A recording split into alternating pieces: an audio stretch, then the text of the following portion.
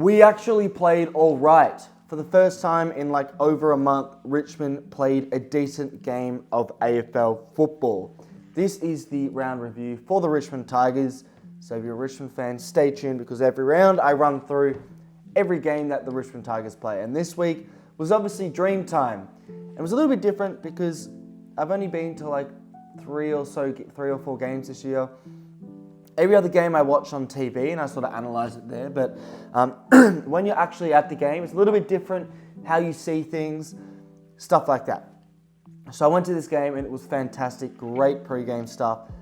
In terms of the game itself, it was kind of frustrating. We never really got ahead. It felt like Essendon kicks 2 goals, we kick 2 goals back, it's a draw again. They get 2 goals ahead, then we claw it back. And then they get 2 goals ahead. And it was that constant cycle of, Essendon were always either ahead or it was pretty much even.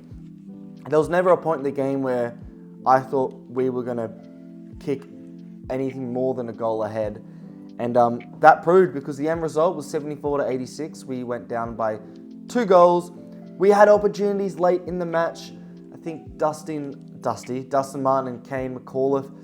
There were 2 inside 50s, which were questionable. We honestly could have won. And I'm super proud of the guys because the amount of injuries we had were laughable. Like, we can field a whole team. I think we now have 20 players on the injury list. That's enough to build a whole AFL team with 2 subs, which is crazy. We basically are playing.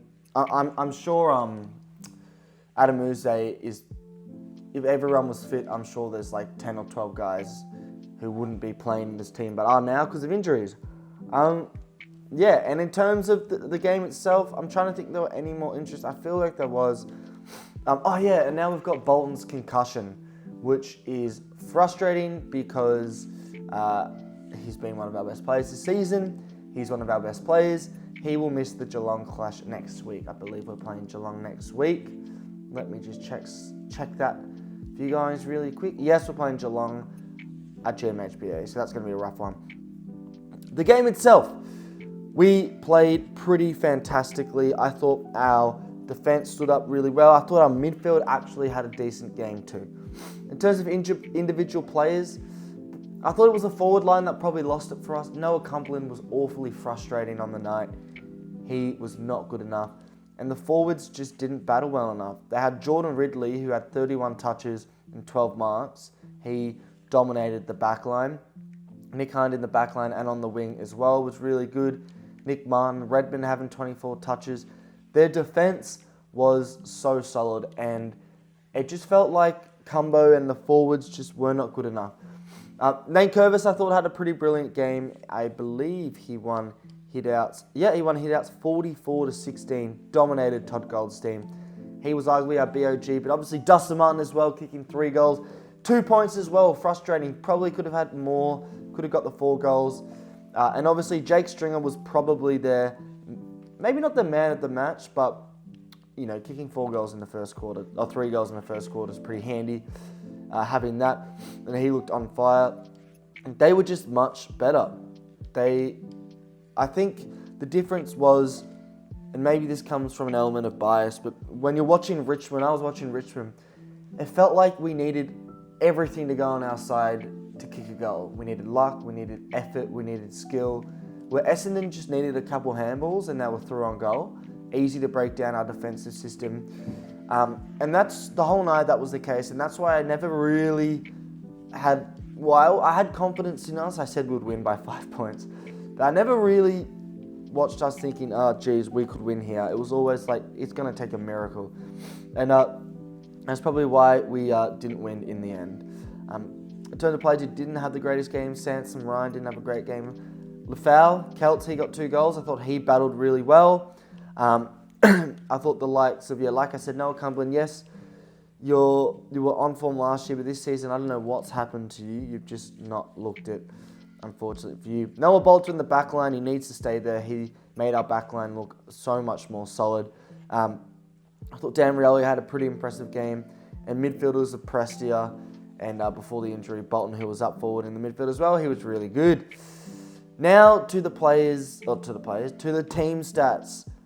Did we play well? We got less disposals, less inside 50s, less disposal efficiency, less free kicks, again 14-17. We had obviously dominated hitouts. We won hitouts as a whole 50-24. We won clearances, which is why I think the midfield was so good. We won clearances 41-31, which I think is quite impressive, given that our midfield is not that good. Yes, they were missing Parrish in this game, who's a very good clearance getter for them, but I still thought we battled really well in the midfield. 12 centre clearances to 9-2. Contested possession, we only lost by 2, but we had 83-73 turnovers, and we had a load more clangers on the day as well, which is a little bit frustrating in itself. They obviously dominated marks because their backline just marked everything, 102-77, and the time in front, we were in front for 20 minutes. Defensively, I thought we were really poor. We only had 37 tackles for the match. We averaged 51.3, so we were down by 14 on our tackles. They beat us in tackles by 12 with 49. It wasn't a high tackling game. It wasn't super contested, I thought.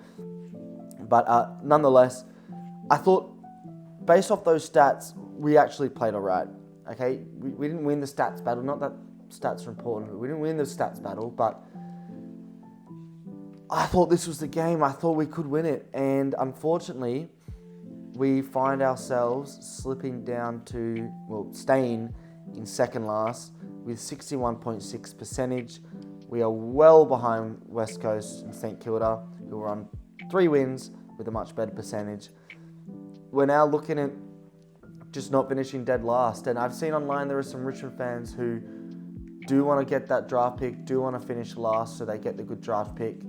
But I just can't have us finishing last. There's a pride thing there where I don't care if we're offered I don't care if the number 1 draft pick is 10 times the player of the number 2 draft pick. I can't be finishing dead last. I don't know, I'll just get memed. I will get absolutely joked upon.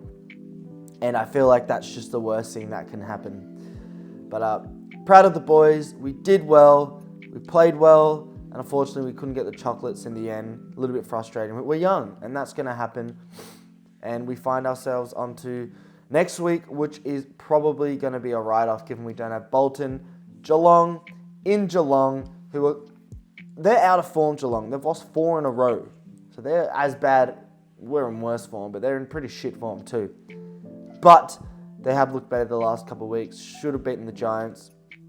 And you would think there is absolutely no way in hell they lose this next week. But we'll watch that. So, thanks for watching. Make sure you like, subscribe, all the good stuff. Follow the TikTok, FTFooty, and I'll be seeing you in another video.